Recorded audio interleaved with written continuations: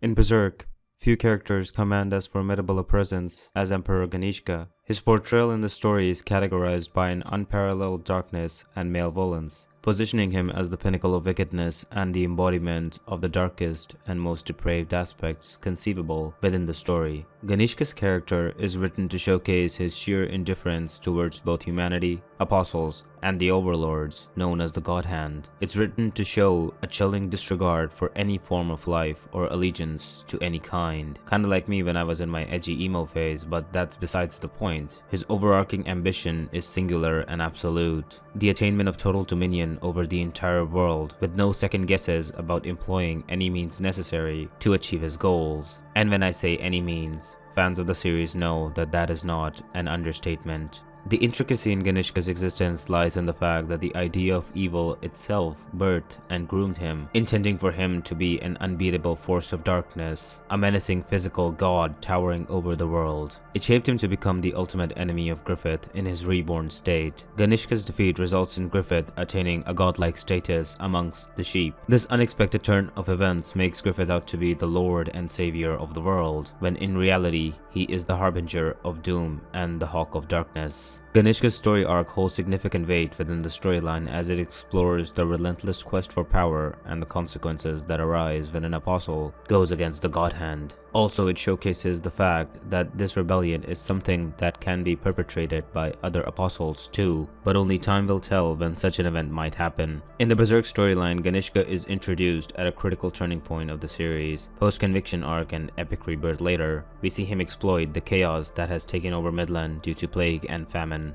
Powerless to resist against him, Ganishka starts his assault, seizing the royal city of Vintam as a strategic foothold for his conquest, a base of operations, so to speak. There, he, in association with Daiba, creates an army of monsters known as the Pishacha and Daka. Holding Princess Charlotte captive in the Tower of Rebirth, he wishes to solidify his control over Midland by having her bear his child. However, his scheme goes down the gutter when he realizes that Princess Charlotte knows of Griffith. Also, the reborn Band of the Falcon executes a diversionary attack on Ganishka and his forces, enabling Griffith and Zod to escape with the princess. At the Holy Sea Alliance Ball in Vertanis, Ganishka, in his ethereal form, issues a declaration of war against the military alliance and launches a large-scale assault. After Guts defeats Daiba, Ganishka confronts the swordsman, expressing admiration for Guts' resilience and offering him an alliance against the Band of the Falcon. Guts bluntly refuses, leading to a team-up of Guts and Zod and a confrontation where Ganishka's fog form is exposed and pierced by the Dragon Slayer. Despite this setback, Ganishka summons his army for a second wave attack against the fully encircled Holy Sea Alliance armies. The arrival of the Band of the Falcon turns the tide of the war just when it seems that the cushioned forces would prevail. In the mobile palace, Ganishka, instinctively reverent as an apostle, attempts to resist Griffith's touch by manifesting his fog form. However, Griffith uses sea winds to disperse Ganishka's form, making the defeated emperor kneel and accept Griffith's ceasefire terms. Defeated, humiliated, and fueled by a burning desire for revenge, Ganishka determines that the only path to defeat Griffith is by foregoing his apostlehood and evolving into something greater. In a desperate bid for transformation, he immerses himself into the man-made Behelit, emerging out as a colossal, Cthulhu-like entity.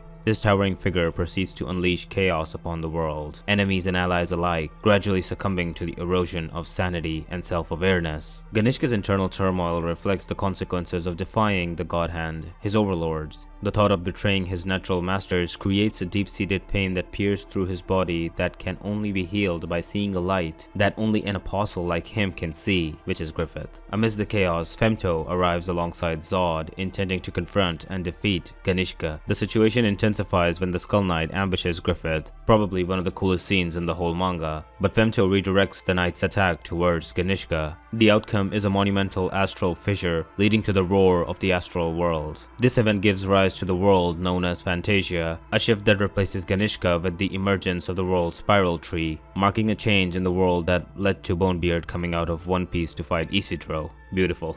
Ganishka's early life is marked by tragedy and betrayal. In his flashback, Miura makes us empathize for the character by painting a portrait of a young prince who endured the cruelties of familial backstabbing. Born into royalty as the eldest son of a Kushan king, his mother's favoritism towards his younger brother led to a shocking attempt on his life at a tender age. The survival of this heinous act only fueled Ganishka's desire for revenge, leading him to take the life of his own brother. Ganishka faced numerous challenges. Despite being surrounded by individuals plotting against him, he emerged resilient, earning his way into adulthood amid what he describes as a den of vipers. His ascent to power took a darker turn when, as a young man, he orchestrated the demise of his own father, seizing the throne for himself. This act, driven by fear and suspicion, laid the foundation for Ganishka's belief in ruling through dominance and conquests. The complexities of Ganishka's character deepen as he grapples with the burdens of leadership. Despite his pursuit of sovereignty, he finds peace on the battlefield, becoming a peerless warrior and commander. However, his devotion to war and conquest leaves little room for familial bonds. His fear of the idea of family, coupled with the challenges he faced, adds a layer of tragic isolation to his character.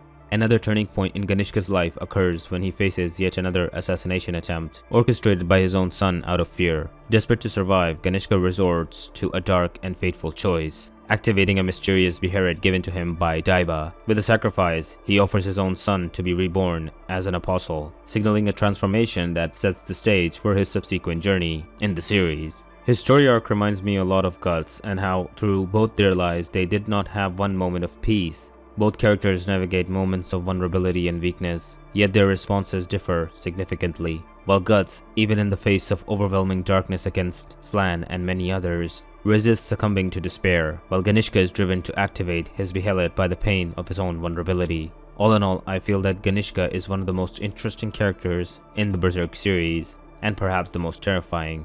Because if it weren't for him, then we wouldn't have witnessed such a tremendous shift in the story of Berserk. I make bonebeard jokes, but I won't lie, the art of that arc was truly majestic. Thanks for watching.